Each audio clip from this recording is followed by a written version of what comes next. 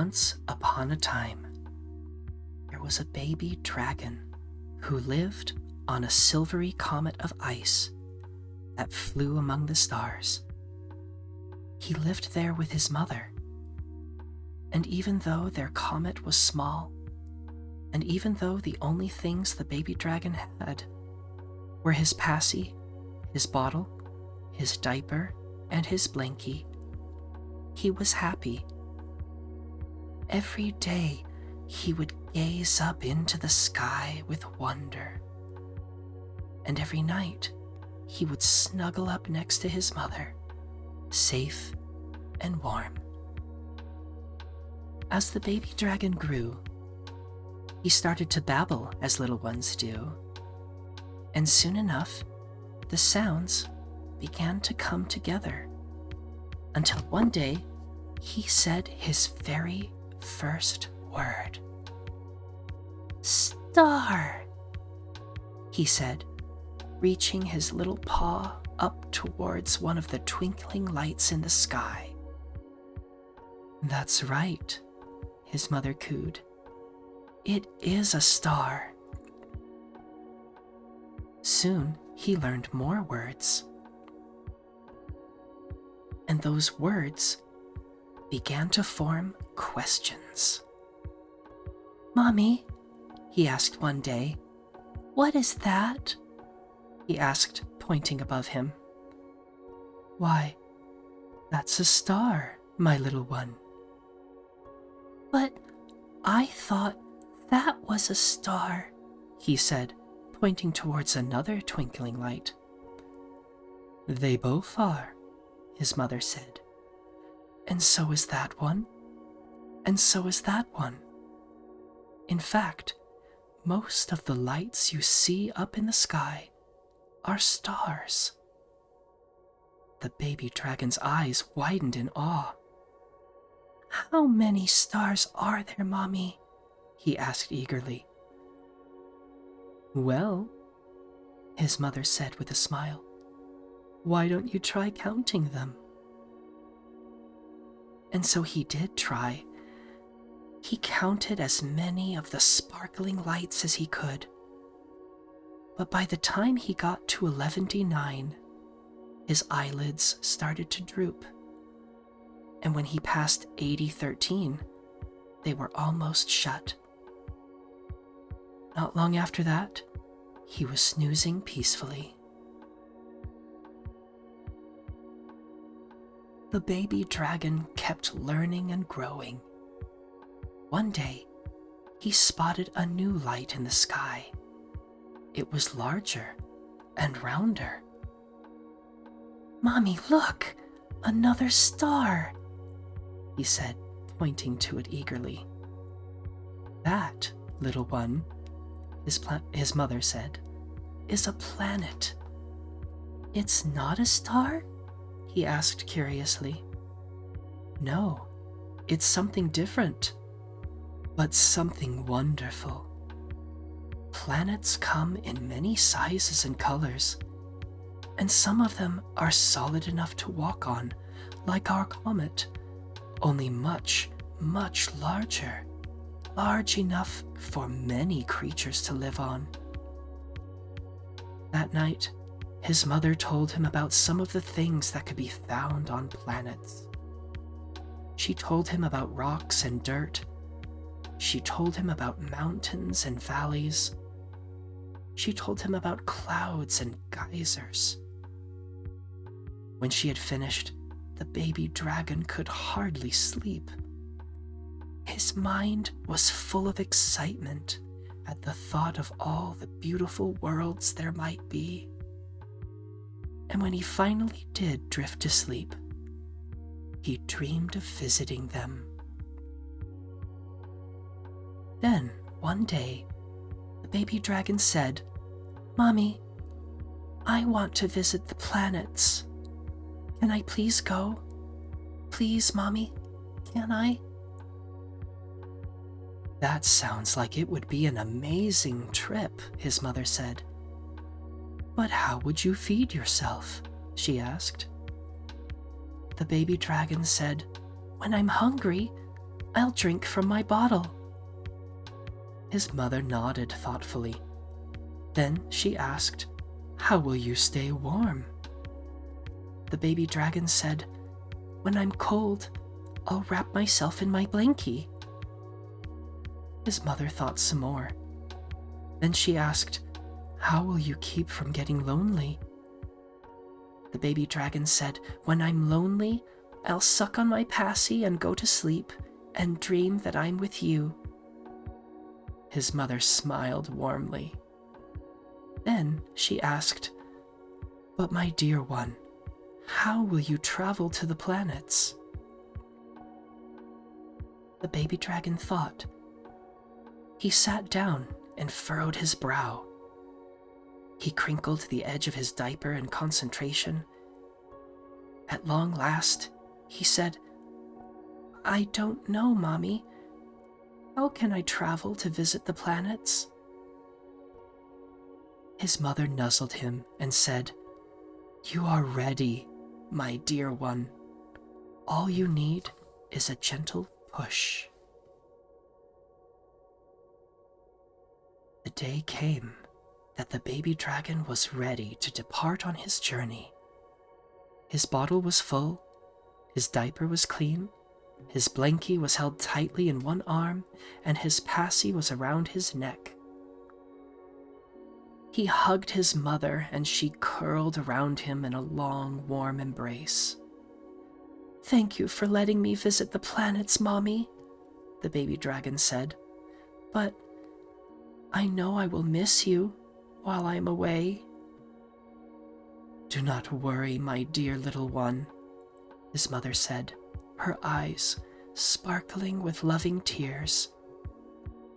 "I will see you again at the end of your journey." She kissed him gently on the cheek, nuzzled him on the forehead, and then he was ready to go. The baby dragon stood on the edge of their icy comet, and then his mother opened her mouth and the inside glowed. She bent down and breathed against the surface of the comet, and it began to crack. The crack grew wider and wider, until soon their comet had split in two. Then his mother gripped the edge of the crack and gave his half a mighty shove, and he began to drift. "Goodbye, Mommy," he called as the distance between them grew. "Goodbye, my little one," she called back. "Remember, I will see you again." He waved to her and wiped away a single tear. Then, turning in the direction his own tiny comet was flying, he looked forward to the start of his journey. The baby dragon stood at the edge of his tiny comet and stared in amazement. One of the little lights he had seen in the sky was no longer so little. Much of the sky was now full of a big gray and brown something. This must be one of the planets. The surface was covered with dust and full of big holes. And he thought it had what his mother had called mountains. He thought for sure that if he sat at the top of one, he would be able to see the whole thing. All too soon, this first planet began to recede, and before long, he was leaving it behind. He waved to it, calling out, "Goodbye, my first planet. Maybe I'll visit you again someday." He shivered a little bit. It was colder out here, away from his mother's warmth. But he sat down with his legs crossed, wrapped himself up in his blanket, and soon began to feel cozy once more. Sometime after that, he saw a big blue dot before him. As he neared it, It too began to fill the sky. It was another planet, but this one was much, much bigger, and it was a beautiful, deep, dark blue. The surface looked soft and striped, as if it were made out of the same thing as the tail of his comet. He thought for sure that if he jumped into it, he would sink right through, and then he would turn as dark blue as the planet itself. All too soon, this planet also began to pass him by. Once it was behind him, he waved to it, calling out, "Goodbye, big blue planet. Thank you for showing me your beautiful hue." His tummy rumbled a little bit. Usually his mother would have fed him by now, but he found his bottle and drank from it, and soon his tummy began to feel full. As he was finishing his bottle, the baby dragon glanced back into the sky. When he did, his mouth fell open as he saw another planet. This one was the prettiest of all. It was large and so bright, and most amazing of all, there were shimmering bands that circled the middle of the planet like glowing rings of light. He thought for sure that if he sat on the surface of that planet, he could stare at those glowing rings all day. All too soon, this planet became a sparkling gem in the distance. He waved to it, calling out, "Goodbye, shining ringed planet. I think you must be the prettiest one of all. Don't you think so, Mommy?" He looked behind him, and then he remembered that his mother was not there with him. His face fell, and for a moment the little baby dragon began to feel sad that she wasn't there with him, and lonely without her comforting presence. But then he felt for the passy around his neck. He picked it up and put it in his mouth. After sucking on it, he began to feel a little bit better. He curled up and felt his eyes begin to close. A minute later, he was napping and dreaming that his mother was right beside him, sharing in the wonderful adventure he was having.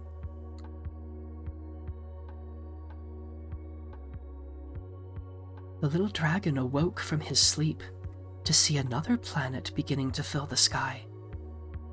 He had seen some amazing, beautiful things, but this one was the most unique of them all.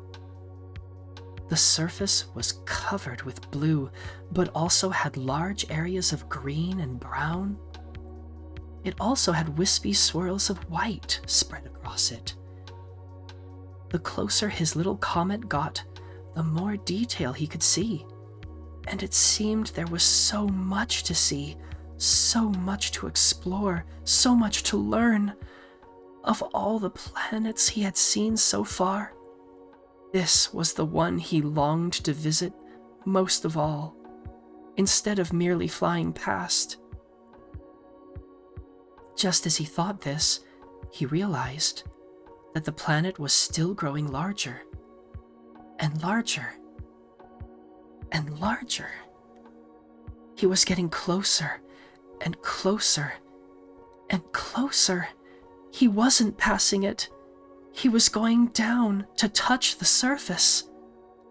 He stared in delight and wonder as the planet's colorful landscape filled his vision. He began to feel wind blowing past, ruffling his fur and rushing in his ears. Soft wisps of white began to flow past him, and for a moment all he could see was a soft white glow. Then, just as suddenly, it cleared away, and he could see even more of the surface. The vast stretch of blue flowed and rippled next to a tall outcropping of green. His little comet began to glow, and he suddenly realized that it was growing smaller.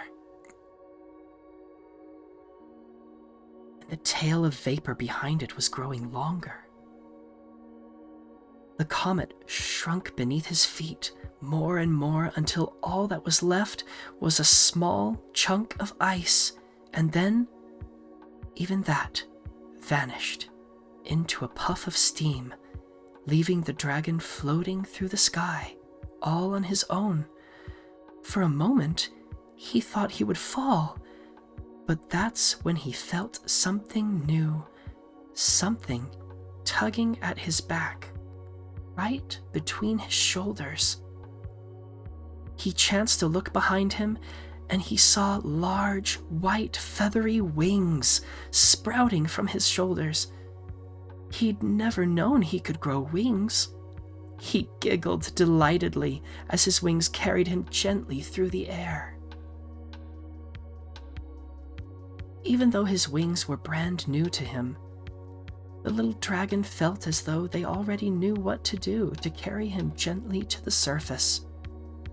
Soon, his feet touched down. When they did, he immediately gasped and giggled. The ground was covered with something green and soft that tickled the bottoms of his feet. He knelt down and brushed his hand over it. It was cool, but not near as cold as his comet had been. He laid down on it. It felt so wonderful. He rolled over onto his belly and buried his face in it. It smelled fresh and sweet, but it also tickled the inside of his nose. He sneezed, achoo! And then he giggled some more. "Dear one." His ears perked up as he heard a voice that he instantly recognized. "Mommy!" he called, scrambling back to his feet. And there she was, landing gracefully, just a few feet behind him. "Mommy, you're here! You're here!" he cried as he rushed towards her. "Just like you said! Just like you said!" "Oh, my dear one," she said lovingly as he fell into her arms. "Yes, I'm here. I was never far. I simply gave you the space to make your own way." Wiping joyful tears from his eyes, he said, "It was wonderful, Mommy. I saw so many beautiful things." "Yes," his mother agreed. "You've traveled so far and learned so much. And just look at the dragon you've grown into." To his surprise, he realized she was right. He was now tall enough to look directly into her eyes. He fingered the white, feathery wings that had sprouted from his back, and he ran a paw through the thick fur that had grown all along his back and tail. "I have grown," he said, "but I still feel like a baby dragon," he said. He still wore his diaper. He still had his bottle and passy, and he still clutched his blankie. His mother smiled and said, "You will always be my little baby dragon. You've grown so much in body and mind, but you don't need to give up the things that you truly love. Keep them as you go out into the world and find new things." He looked at her in surprise. Then he looked behind him at the new and inspiring vista of the planet they now stood on. "You mean this world?" he asked, turning back to her. She nodded. "This is our home now," she said with a smile. "And it's up to you to let your curiosity lead you to learn all you can, and to let your kindness lead you to be a light to all that you meet." The little dragon hopped up and down in excitement. "Yes, Mommy, I want to. I want to. But how do I do that?" he asked. His mother smiled warmly. You start by simply being you.